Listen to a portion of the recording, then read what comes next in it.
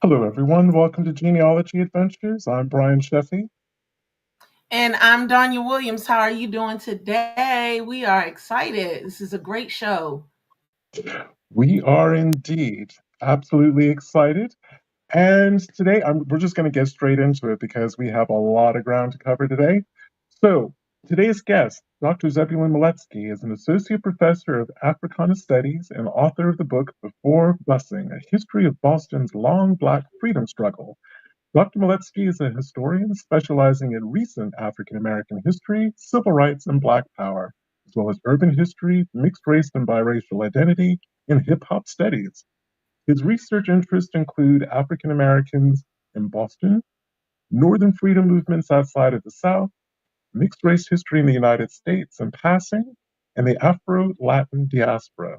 He is the author of numerous articles, reviews, essays, and book chapters, and is currently working on an edited volume of New Directions in Boston African American History and School Desegregation. He is also at work on his second monograph, A History of Interracial Marriage and Racial Passing in Boston and in Massachusetts. Welcome to the show, Dr. Miletsky. Oh, thank you. Thank you. So glad to be here. We are thrilled to say that we have spent years trying to get in, a knowledgeable, in-depth conversation about the history behind Black History Month. It would be an understatement. Okay. Okay. Wonderful. Wonderful. Because there's just so, I mean, we will get into it. There's just so much misinformation about Black History Month, what it is, what it isn't, why we have it, why should we have it. We are living in very curious times in the United States, Mm, where belief kind of trumps, or opinion kind of trumps facts, or even understanding of where people are coming from, trying to achieve what we're trying to achieve through Black History Month. But I'm really curious because this all starts with Carter G. Woodson, and I kind of have gathered through listening to you speak about him and out in the organization that he founded, and we're going to get into that too. It almost is it's as though you feel a personal affinity with Carter Woodson and what he wanted to achieve. And am I right to kind of pick up on that? yes, Brian, that's very, very intuitive, actually. I do feel that way. And, those are big shoes to fill. I would never even, try to attempt, but, uh, but, but I do, because as you stated, you're absolutely right. This all starts with the dream of Carter G. Woodson. And for those of your viewers who may not be as familiar with Carter G. Woodson, he was he got a PhD from Harvard University. He is the second African American to get his PhD from the history department at Harvard. I don't like to start with that because we don't want to be defined as such. But of course the famous Dr. W.E.B. Du Bois was the first to get his PhD. But Carter G. Woodson came from a real working class background. He was from a coal mining kind of background. He worked. His parents were enslaved. He worked in the coal mines as a youth. He did a lot of things before getting on the academic track. Um, and perhaps for that reason, he always kind of carried the hopes and dreams, I think, of the people, especially ordinary, not ordinary people, but not all people with PhDs. Teachers, librarians, uh, certainly those who were educators, and just the people themselves. Um, so he's the people's champion in that sense, and uh, he had this idea, this dream that maybe if Americans knew more about Black history, if they could be introduced to how many inventions have been made by African Americans, how many patent holders are African American. The fact is, you can't drive from one town to the next without experience probably about three or four Black inventions. Okay, and so Carter G. Woodson is a hero of mine for sure because he had that vision uh, to bring about a celebration of the contributions of African Americans. I'm with you. As much as I respect what people became, when they become larger than life, national luminary type names, and you almost start getting mythology created about them. The part of their history that I always find more intriguing is the road to becoming. And as you said, he came from a very humble background. He was a coal miner. I can't remember if it was Kentucky or Tennessee or both. I'm not Tennessee, West Virginia, or That's right. That's or both. But to say that he came from origins that were dirt poor, not over egging the pudding. It's not stretching the point too much. Um, and as you said, he came to education quite late. I believe he was in his 20s when he actually finished. I believe he got his high school. He finished high school. So to go from working in a correct. coal mine to now becoming this national figure, I mean, that's just a huge story, and really wanting people to remember his origins because I feel as though that makes him more relatable. When we look at these towering figures of African American history going, I could never be that. When you look, oh, wait a minute, this guy literally started in the coal mines, and then look at what he became. That's an inspirational story. Yeah, yeah, I think you're right. And it's kind of interesting, the organization which he started, the Association for the Study, what was called then Negro Life and History, now African American Life and History. But you have that word life in there. It's life and history. So it's not just only about the academic historical aspect, although obviously that is very important.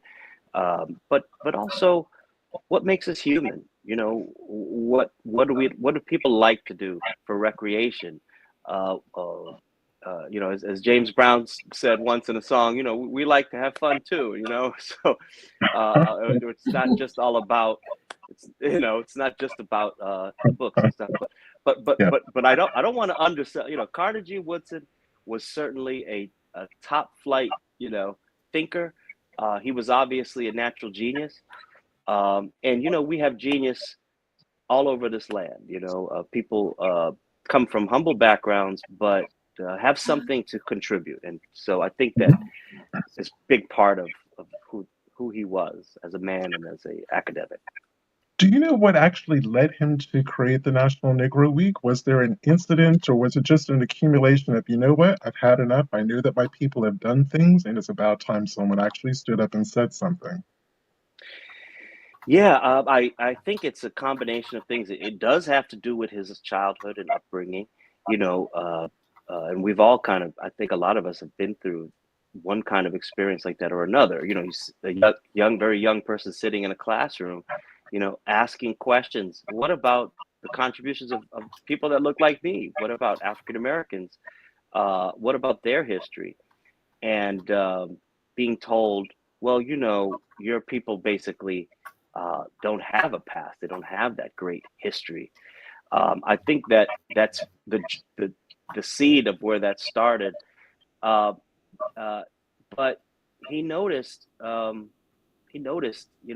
that because the association actually started in 1915, and then but in the 1920s, uh, he had observed that people were celebrating around the birthdays, celebrating the birthday of Abraham Lincoln and Frederick Douglass.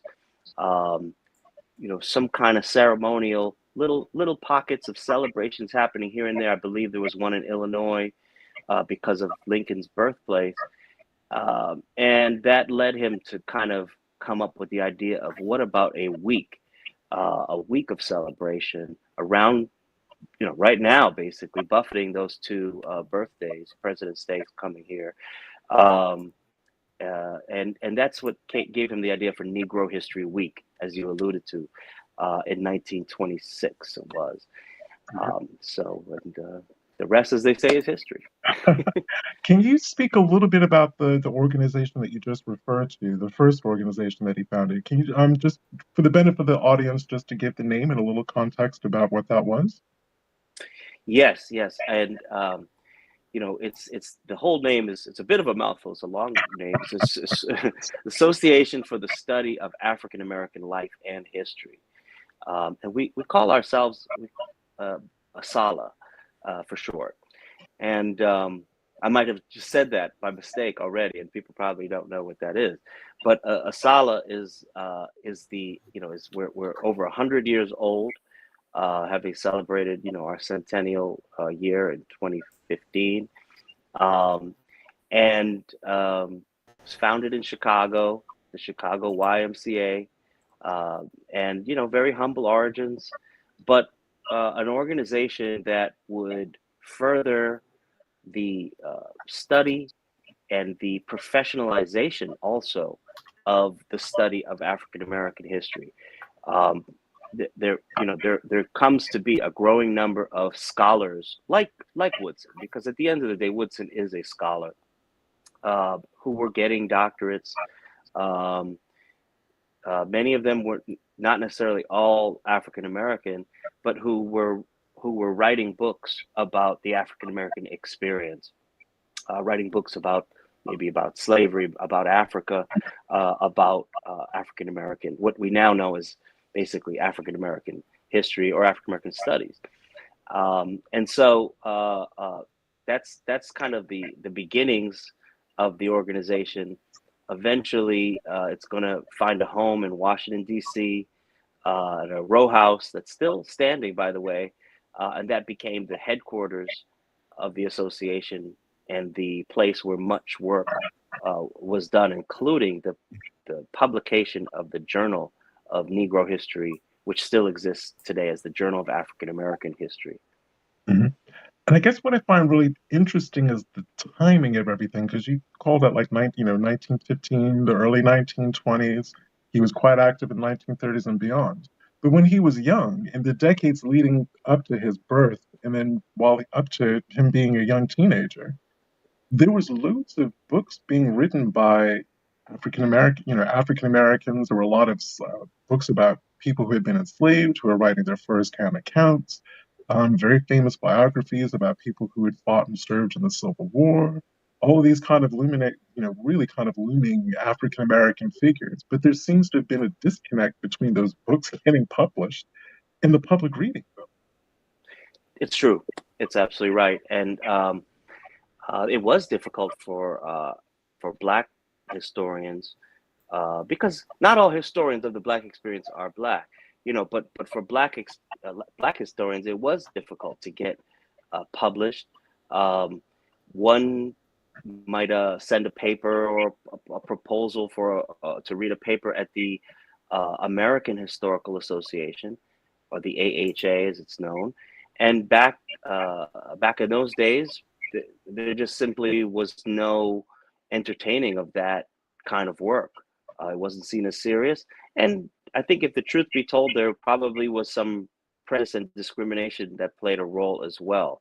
There just was no space for the African American scholars, such that they were in somewhat small numbers. But you have the you have you know you have a sort of elite group, a talented tent, if you will, of historians that are writing books on the African American experience, going back even to the 19th century. Mm-hmm. And so, what was kind of more prevalent were books by historians like Ulrich B. Phillips, UB Phillips, who was a white scholar who wrote about slavery and basically compared it to a school. That this was not positive, but in a lot of ways that it equipped those who were enslaved with certain skills and abilities that were needed, and that it was a benign institution. So that kind of thing certainly needed to be what I want to say, intervened upon. And so you had scholars like that who were ready to do that. And to add even more to what was going on contextually to I guess everyday life that Carter G Woodson would have known, especially as a younger man. You had the Daughters of the Confederacy beginning to fundraise and put up Confederate statues, so you're getting that messaging. You have a real resurgence of the KKK. That's causing issues. You have sundown towns, sundown counties, just all of these things, difficulties in people getting published.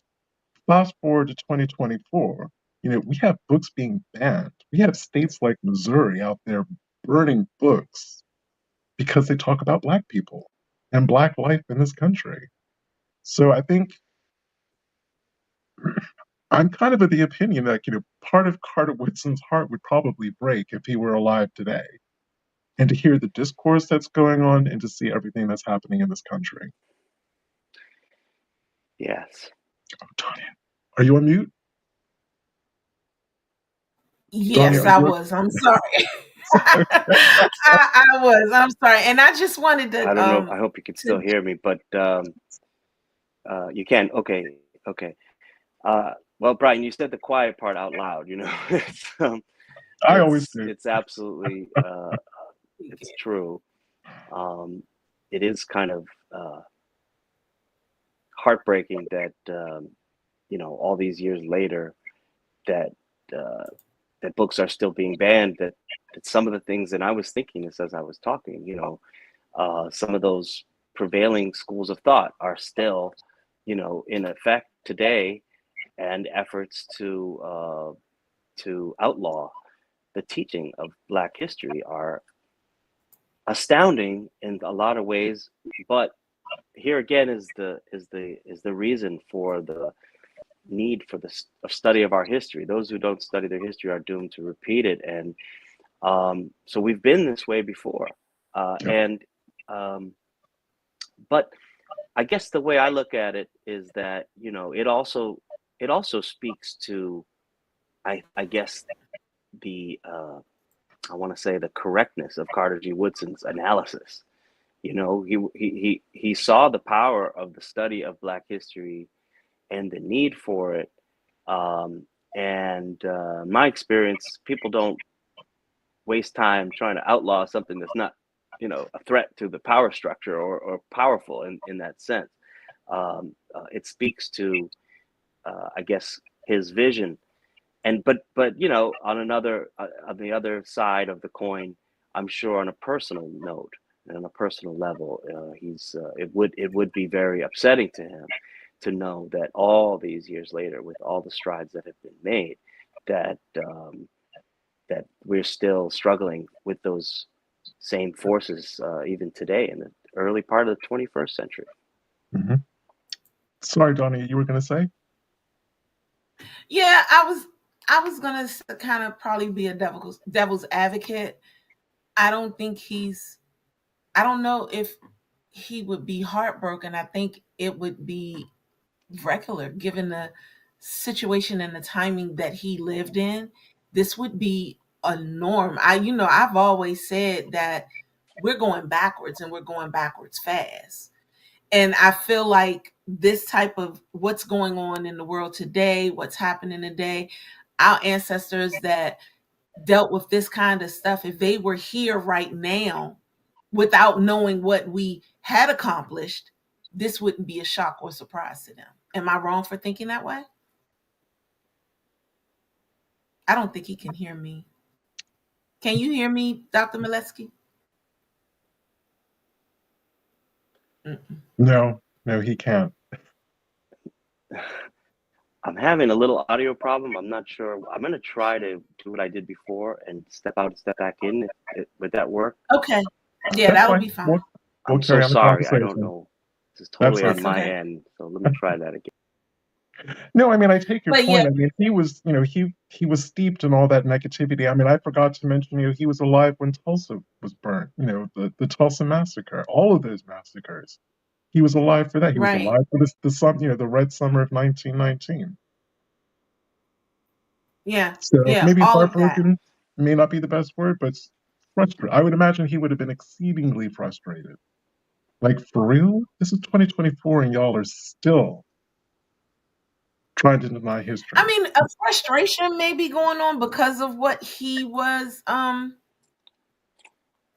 doing. Can you hear us now, Dr. Miletsky? I can, yes. Can you see me though? We just can't see you. It's not. So I don't think it's. I don't think it's primarily you, because I do want to let you know and just apologize also to our audience. We are having technical difficulties on Facebook. So our Facebook fans are not getting it. That's why it was kind of taking me longer than it normally does to get involved. And I've actually been sending out the link for my YouTube channel and everything so that people can grab onto that. So I don't think it's primarily just you. I think it's a whole issue. Yeah, he had to come out again. Yeah. It may just So be that we I have do want to him. apologize about that. Yeah, it may just be that we have him on with audio only. Yeah, I don't know what the problem is. Mhm. Somebody else said, Gina Lewis said, I think disappointed. So I'm trying to, really kind of direct you guys to the YouTube. the YouTube channel. Mhm. As always, you can join us on YouTube or on the E360 TV app. Exactly. Definitely can always join us on the E360 TV app. Mhm. Um, And Somehow he got back home. as we're waiting for Dr. Miletsky, Let's take a quick break. yes, we'll go into commercial break.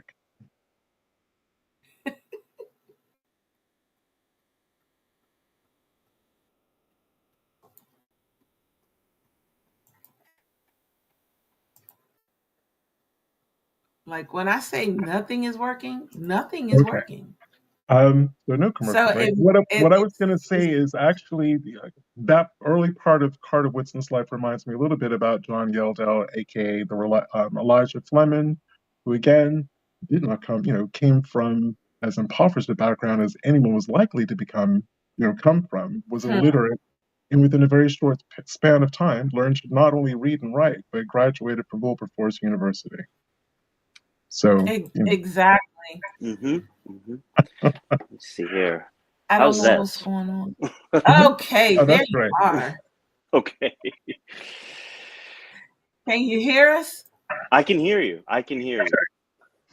Okay, well, basically what I was saying is just that I didn't think that he would be disappointed. More so just it's like the next again, here we go again, because of the timing and where he came from and his lifestyle, what he was already used to dealing with. We're going backwards. We're going there and we're going there fast. So this would actually look like that to him if he was here right now. All of this of what's going on, I really feel like it would be very similar to it. And I also wanted to apologize to you. For some reason it's a lot of technical difficulties everywhere right now. So it's not just you. I wanted to let you know that because our Facebook is not even it's not even loading on our Facebook. Oh no! So I Oh don't know. no! Okay. Yeah, I don't know what's going on.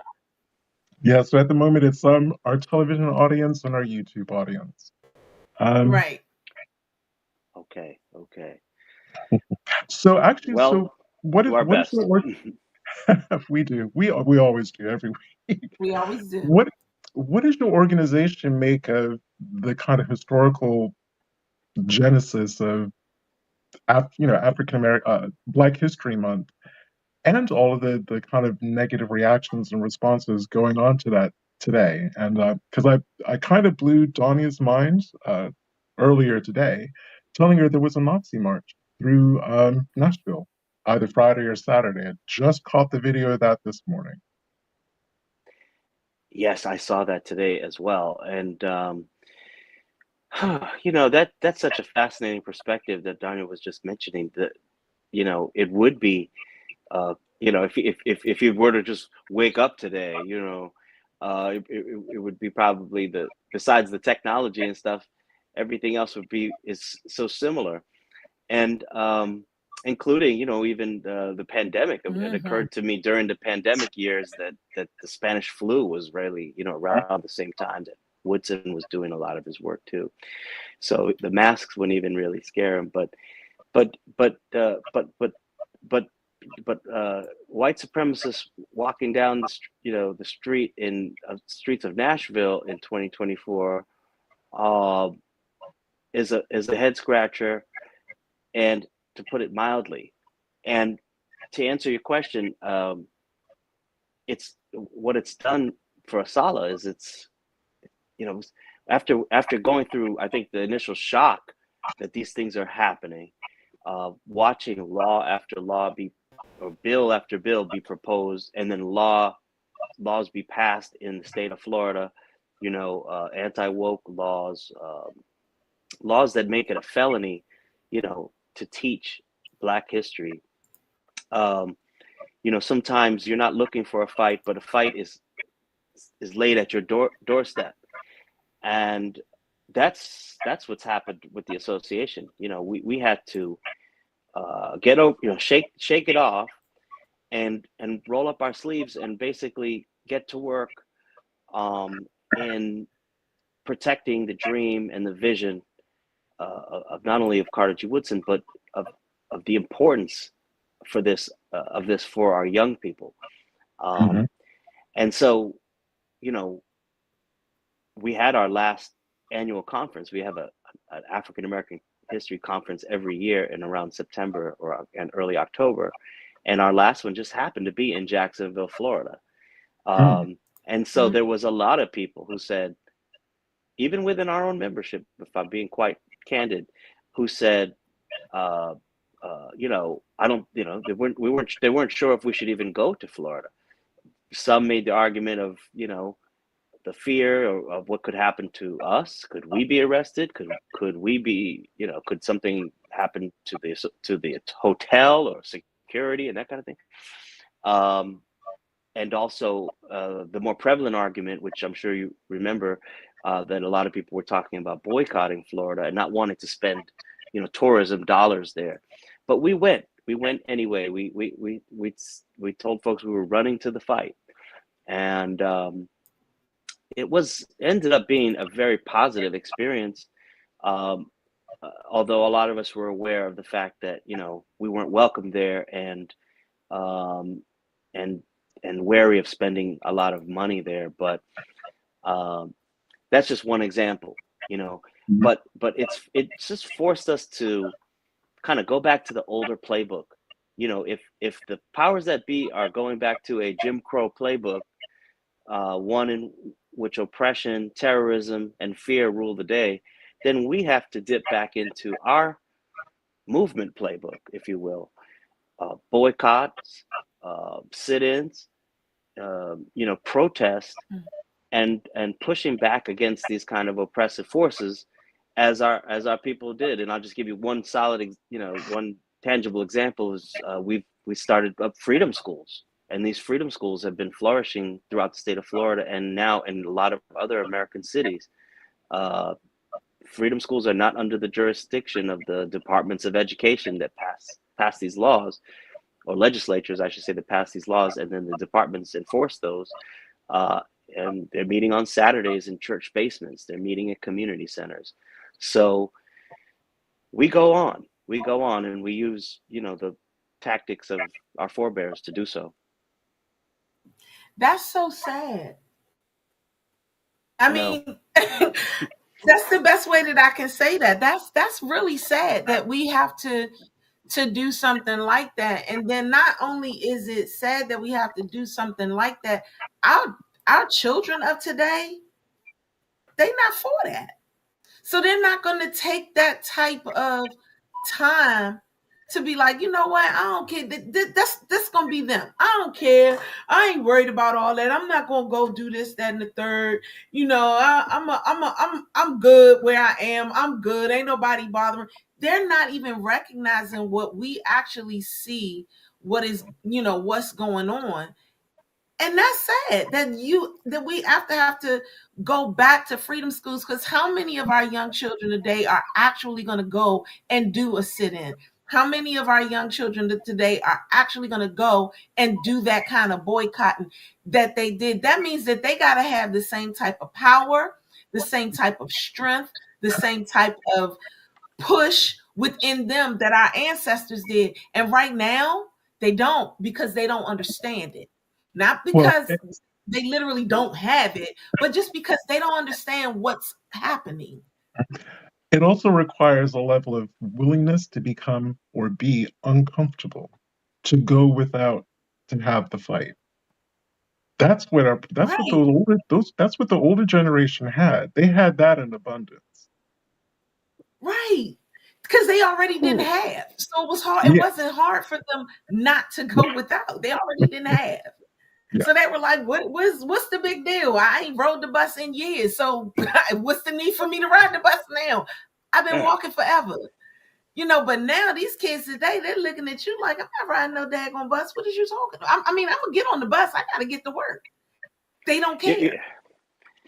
Yeah, this is like a mini version right here of the same debates and arguments and things that we had to have within ASALH, quite frankly. But you got me thinking right here, right now. I have to say that perspective is not one I really have encountered. Um, uh, uh, but now I see why Genealogy Adventures is, that's why the Facebook went down. You okay? Um, but It Well, maybe it was not meant for every ear, but I have to ruminate on that one for a minute because that is an interesting dilemma. Yeah. I unfortunately, mean, but that's I'm gonna give that's you the actually what it is. That's the overall issue. yeah, and unfortunately, I'm gonna give you the other barrel, Doctor Come Zelensky, on, it's Sunday. Hit me. Miletsky. So, in tangent to what Danya just said, the other thing, I think the other reason why Carter Woodson was so successful is because he was an incredibly wise man who knew that in order to achieve what he wanted to achieve, he needed to get Black civic leaders and Black religious leaders behind his vision and what he wanted to do. We don't even have a cohesive kind of network like that, the one that Dr. King, Martin Luther King tapped into, the one that Hmm. Malcolm X tapped into, that all the civil rights leaders tapped into. We don't have that anymore. We have pockets of it, but it's not national and it's not cohesive the way it used to be. No, it's absolutely it's true, and well, I'll say that things have certainly, at best, they've been dormant. And those of us are with a little more vintage on us in terms of age can certainly attest to the fact that Vintage in the over. 80s and 90s, um, there didn't seem like that much happening, and a lot of people, some people longed for the activism of the past, but there didn't seem to be a need for it.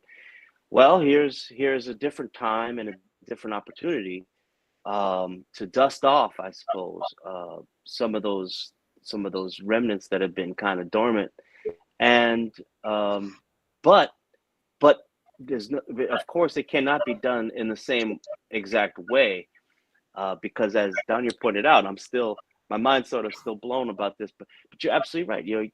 I work with that age group, of course, as a professor, and there are some interesting hurdles, I'll put it that way, to get over. Younger people, and I think that's always been the case throughout time, you know, each generation thinks a little bit differently, has a bit different of an approach. But don't forget, this is also the generation, roughly speaking, that, we're out in the streets in great numbers in the death of George Floyd, of all backgrounds, black and white. And you remember, I remember people remarking on that. Wow, they were surprised how multiracial the crowds were. So you're right. They have a different way of thinking about things, but they also have parts of their sectors of their generation that are quite mindful and ready to push back. I would go so far as to say I think I can't prove it, but I think that's part of why they're outlawing things like the teaching of Black history and really Black studies and critical race theory, of course, because they see, looking at the age group of 18 to 20-year-olds that were out there marching, really pushing back and making a big change in the society. Uh, they said, well, it's probably too late to reach them, but we can start with this younger generations now, preventing them from reading certain books, preventing the history from being taught in the first place. That might make the difference down the road. And, like they ask you at a job interview, what's your 10-year plan? They have a 10-year, 50-year, 100-year plan. Mm-hmm. Now you have me thinking, But that because plan has always been there. And that plan, that 10-year, that plan has been there forever, in my opinion. That's right. They've always had that plan has always been right there in the forefront waiting, because we have to realize that once they saw us come out of slavery running, because we did that, we came out of slavery running, we became doctors, lawyers, senators, of all local, federal, and state government. That scared them. You're not going to tell me that didn't scare them. And this was the reason why. I'm just going to jump in quick. I get your point. A lot of our people did come out. Those who were enslaved did come out of slavery, hitting the ground running. I think they were wondering why more of our ancestors weren't like the formerly enslaved people who were so traumatized that they couldn't. They're like, maybe we can do to this, maybe we can do to this lot who are excelling and doing and hustling and moving. We need to figure out what we did to traumatize these people and keep them traumatized and transfer it over to these people who are going out there and doing stuff.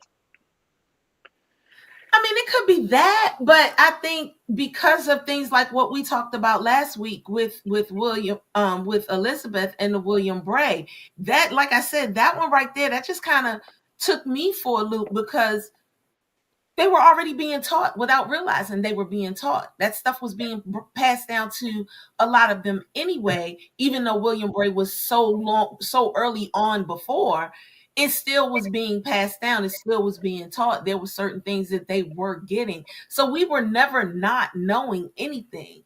And then with like that whole adage with my mom and these people went to school for architecture and they learned how to write the blueprint and learn how to create the blueprint. But then they turned around and gave it to a Black person that wasn't able to read or write, that wasn't able to do all these things. And that Black person still looked at that blueprint and built what they wanted. That's a fear. That's the person that you're talking about. That's the person that you're saying that was still placed in the trauma. That person still was able to look at that blueprint and do what they needed to do. So we were still, even though we were afraid, we were still able to move forward and do what was necessary. And we recognized and realized that now we have the ability to get the schooling. This was why those same people pushed their kids into schooling. This was why those same people wanted their kids to go and make sure you get as much education as you can, because more than likely that same trauma that was in their head made them think, just in case they decide to go back and do this again, we gonna be ready. Our kids gonna be ready this time. So that's where I'm looking at it. That's where my mind is. I just feel like they're like that. I actually agree. I agree. Oh, go ahead. I was going to say, I shared with Johnny yesterday at the museum here in Charleston. I was kind of upset because a couple who were probably in their late 30s or early 40s with some junior high school age kids, the parents wanted to see a webinar about Black women who fought in the Civil War, but their kids didn't. And their sons kept saying that was forever ago. Civil War has nothing to do with me. Oh, that sounds boring, kind of a thing. So it was one of those things the parents really wanted to kind of tune in for a little bit. Kids just didn't want to know. But on the flip side, there was a group of girls, as soon as they found out, oh, you're talking about Black women who fought, who did stuff in the war, fighting and all the rest of it. They're like, yeah. And they sat there for the whole thing. So as you said, there is hope, but there's disappointment there at the same time. There's just two things going on simultaneously. Absolutely. Yeah, absolutely. And I think I agree. I agree with both of you, actually. A lot of these things are intended to put fear in us, right? And to scare us. I'm sure, the older generation, they some people were scared by the Ku Klux Klan, or, but other people realized, you're not going to be scared of somebody who's who's too afraid to face you, without a hood over their head or that kind of thing. Without they're the ones hiding themselves. So, so yes, okay, those things are happening again, and it is startling. It does make us jump because that's exactly what it's intended to do, of course. But nothing has ever stopped the hope and the ability of our people to survive and thrive. And that's a kind of, I think, so it's a continuum. That's what I was trying to say.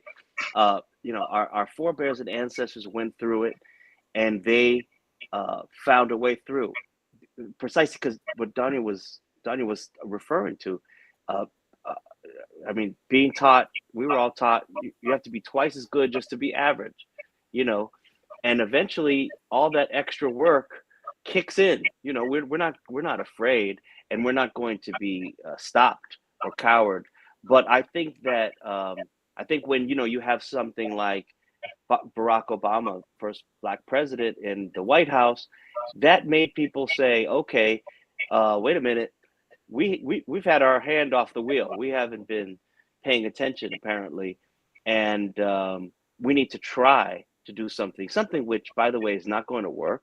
It's never has, and it won't stop us from doing and achieving what we have to do. Oh, but they'll try.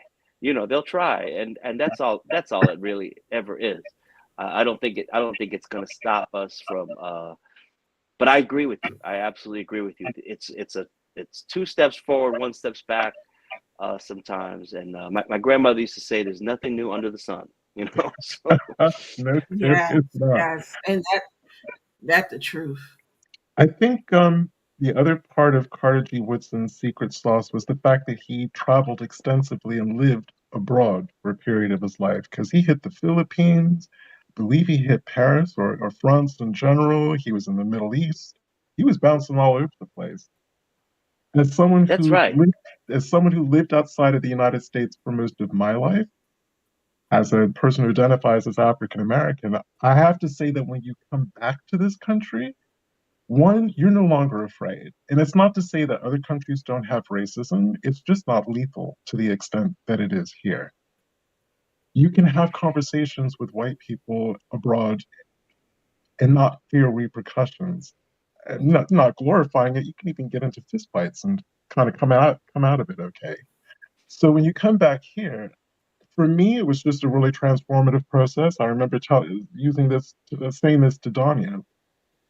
When I lived here, the brief time that I did, I felt that I had to put, I lived in New England, I lived in Connecticut, in an incredibly, majority white town. And I always felt as though I had to put myself in a box and make myself small because even though I didn't have the vocabulary to voice it, as an adult, I realized I knew that my body didn't fit those spaces. I wasn't supposed to be in those spaces. And I was always really defensive about being in those spaces. And for most of my life, I've either been the only person of color or the first person of color to ever work in a company. So I just kind of got used to being in majority white spaces, and I lost that fear. And I lost whatever other kind of word that you want to say about that kind of world that I've been steeped in Connecticut. And I'm just wondering if that was the same thing for Carter G. Woodson. He goes, he lived where he lived. Was not nowhere was easy for a black person, but he was living in a rough state to be black. And then he left. And that must have been so liberating and freeing that when he came back here, he's like, you know what? I'm not going in that box. I'm not going to be the person that you want me to be. I'm going to be my own person. That's fascinating. Yeah, I think you're onto something. And I think you're absolutely right. And here's a life of someone who was continually, sort of faced with maybe people saying you can't do this or you shouldn't do that.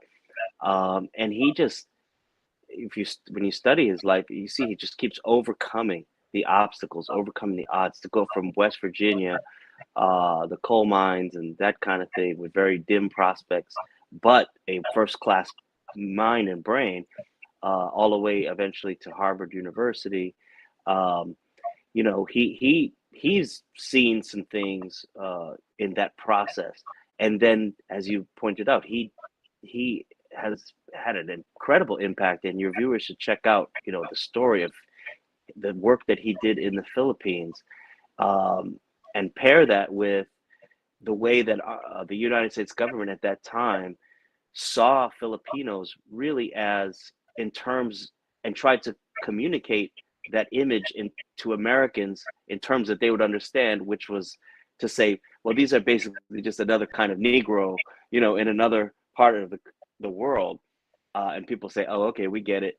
So we have to, become the world's policeman, and imperialism and all the other things that are happening during that early 20th century. But Mhm. Woodson obviously gained confidence in himself, and he knew once you kind of know the tricks of the opposition, I guess as you could say, then you kind of decode. So he cracked the code in so many ways, and yeah, going abroad always, even I always tell my students that you go on a trip, especially internationally, you come back feeling a little different about yourself. You're a little bit more conversant. Um, after World War One, they couldn't keep African Americans down after going to France, and winning the highest medal that could be given by the French, the Croix de Guerre. You know, then you can be a Medal of Honor winner in the United States as well, if given enough time, Mhm. and ability, and opportunity. And so I think that's true. That definitely that plays a role. So it's all the secret sauce. I like that which you said, that formula in creating this extraordinary human being who had a vision, and also the means and wherewithal to be able to bring that vision about, for all Americans. That's he just led an extraordinary life that we should all study and know about. So I've got a couple of quick rapid fire questions for you. So Okay. 2024, for anyone who says what Black History Month is racist, it only exists to divide Americans, what's your response? Well, even though we don't call it white history, when you take a U.S. history course and study the history of the U.S. presidents and all the accomplishments and that kind of thing, you're essentially, you know, in large part, just because of the nature of race, you're learning the history of, you're learning sort of white history, but we don't call it that. It's only called, there's a lot of things like that are labeled black. You know, there's no one ever talks about white on white crime, but you see people arguing about black on black crime and that kind of thing. So there's all these contradictions like that, that have to do with our history, and we're not falling for that. You try to trick us into thinking that we're doing something that we're not supposed to be doing, but this is very important. Mhm. And in the vein of, I guess, the belief that there's only so much history that can be taught or retained, the argument focusing on Black history takes away from white history, diminishes white history. Or to use, I guess, the exact phrase that I heard this weekend, erases white history. Yeah, this is the same. It's just the blaming the victim kind of approach to things. They used to tell us that we were lazy and didn't want to work hard, but our whatever you think about slavery, it was a lot of work going on, that's for sure. And we basically helped build this country. So there's all those kind of games that get played. You know, it's hard to kind of break it all down, but most so-called white people, if you really push them, their grandparents are not, they're from Ireland, they're from Italy, they're from another old country, Poland, and that kind of thing. So that needs to be engaged. There's people are not like white. They're from all different parts of Europe. Proudly, nothing wrong with that. But we need to engage that a little more. This thing called whiteness. Yes, well, I I remember. agree. I agree. I remember a couple of years ago really getting into it with the Polish American. who was very anti-black, very anti, talking about slavery or racism, but they were equally anti-black. And I looked at them. I'm like, "Do you know anything about your Polish history?" "Yes, I'm a proud Pole." I'm like, "So you know that basically y'all were just Turkey's plaything, the Ottoman Empire's plaything for centuries, raping, Mm. pillaging, you guys being drugged back to the Ottoman Empire as slaves. It's like if there's any European people on the face of the planet who should know what we feel, it's Polish people." And that really shook her. She's like, "Do you know what? I never thought of it like that." It's amazing. I mean, I'll go even further. I mean, like I think that when African Americans, when people say, "Oh, I celebrate Black History 365 days a year," we don't need you're almost. I don't think people mean to say that, but you're almost diminishing the accomplishments of what Woodson did. They He mean it. created. They probably mean it, thank you. Okay, I wasn't gonna go that far, but this is y'all show, so I trust you if you say that's I true. got you, boo. I got you. They mean She's it. got you. She has you. I Yeah, got well, you. They mean it. They definitely mean it. Anytime you can come out your mouth and say I am not my ancestor, they mean it. Because that was my question to you. Have you ever had a student or something like that? Someone have come to you and talk to you about this and say, "Well, I'm not like my ancestor, so this don't have nothing to do with me." How did you respond to that? well, that's what we do matters in terms of the expertise, in terms of peeling back those layers. We can't go as a people for the okey doke. We got people got us saying and doing things or saying things that are, when you really break them down, are sort of anti. I won't say. I don't know if I'll go as far as say the anti-black, but they're anti-progress. They're anti, uh, and more importantly, they diminish the contributions of what people who came before did. And um, there's always room for debate. Listen, there's so many different ways to be black, and I know that's what you all talk about a lot in terms of and that's why genealogy becomes helpful. But don't let's use that thing between our ears, that we were given called a brain, because as Malcolm X said, if you don't stand for something, you fall for anything. Mm-hmm. Mhm.